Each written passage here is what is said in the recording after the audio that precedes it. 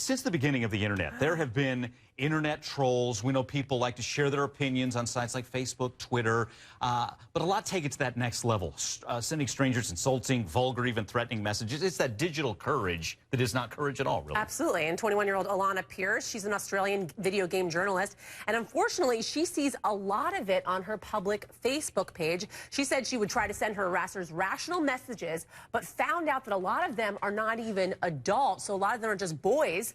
So she decided, get this, to rat them out to their moms. Nice move. Here's what she tweeted last week. Sometimes young boys on Facebook send me rape threats, so I've started telling their mothers. And then she included screen grabs from a message she sent to one mom named Anna. She writes, "Hi, Anna. I don't know you, but I was wondering if blank is your son." The mother responds, "Yeah, he is. Why?" Alana says, "I've never spoken to him before, but he sent me a concerning message to my public Facebook page today that I was wondering if you might be interested in discussing with him." Then she included the actual message the boy sent with the threat.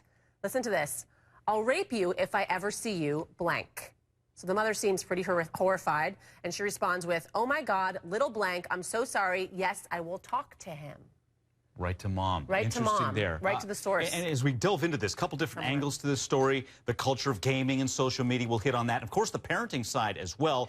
Let's bring in our guests. Joining us, Denise Albert joins us from New York. She is a mom who blogs and co-hosts of the Sirius radio show, The Moms, with Melissa and Denise. And EJ Dixon is here with us also in New York. She's a contributing editor for dailydot.com. Thank you both for joining us. All right, EJ, let's start with you. First of all, what do you think of the way that she handled the situation? I think it's awesome, frankly. I'm in awe of, she has so much chutzpah. I mean, there's a tendency on the internet to see the people that you're talking to because they're anonymous as just names on a screen.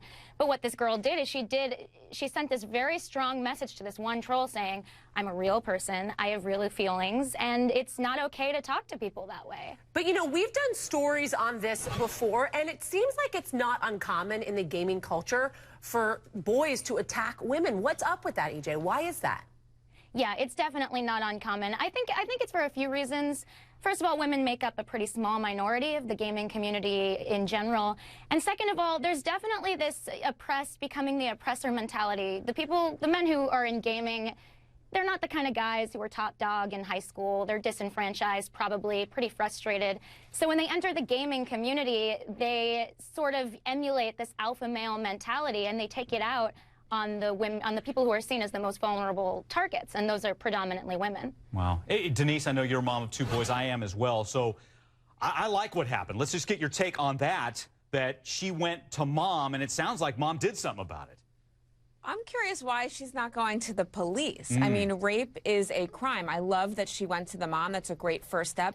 But this is a really serious thing to say. This isn't just like a little game in the gaming community. I mean, to email or message somebody that you're going to rape them is really serious and very concerning. And I don't understand why there's not sort of more hype around the fact that this is not just a gaming community thing. To me, that's a criminal offense. Yeah.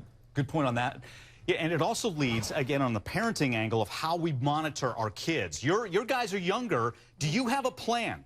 Because I think you guys, 10 years later, will have a better handle on things, I think, than parents now. Because, you know, looking, just really learning from past mistakes. Right. I mean, I do have a plan. My kids are not yet on social media. My sons are almost 10 and 6. And when they join social media, the 10-year-old wants to, he has to know that there's nothing private. I will be snooping, I will be reading, and it's not private for him. I'm also, you know, I'm concerned that people are sending messages like this, and that it just seems to be really just, you know, part of like the culture that we live in now. I think that one message like that could ruin somebody's life, whether it's a joke or not. I don't know how that is a joking matter. So I think that this is a really good lesson to talk to all of our kids about, to say, you know what, even if you are in the gaming community and you think it's funny and you think that it's fun to attack people, this could ruin your life. Hey, EJ, in what Denise said, she said, hey, maybe this girl should have gone to the police. What do you think about that? Do you think that this warranted going to the police? The thing is, this is so common. This happens every day to women all over the world. It's not just limited to the gaming industry. It's limited to women who have public lives on the internet. It happens to me every day. I get harassing messages on Twitter and comments every day. And while But I think harassing you have a point, or rape? I mean, rape is very strong. If you get silly messages like, I don't like what you're saying, or I don't like how you look, it's very different than threatening to rape somebody. You know, it's interesting that the two of you are talking about this because we did a story yesterday about how there's a case in the Supreme Court where an ex-husband is harassing his ex-wife online and faced 44 months in prison, and now it's going to the Supreme Court to say, hey, there should be guidelines to this sort of thing, and people should or should not be prosecuted because of it. So it's a really good conversation. But Denise, in what Mike was talking to you about, it's like, how do you say to your boys, hey, don't do this, because you can't monitor that stuff online. You don't know what your kids are doing.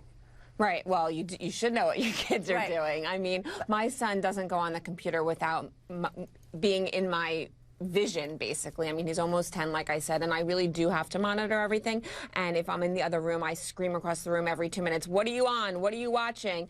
And if it's a YouTube video, I want to know exactly what he's watching. So I think that the kids really do need to grow up knowing that we're all watching them, unfortunately, you know? I mean, until maybe it's proven otherwise, but I think that it's a very scary thing, and parents really do need to monitor every single thing that their kids are doing online. Yep, and word for you, my guys are 18 and 15. They're a step ahead of you, Denise, so I'm gonna come stay a to step you ahead then. of them. Yeah, exactly. All right, EJ, Denise, guys, thanks so much. We'll be right back. Thank you. thank you.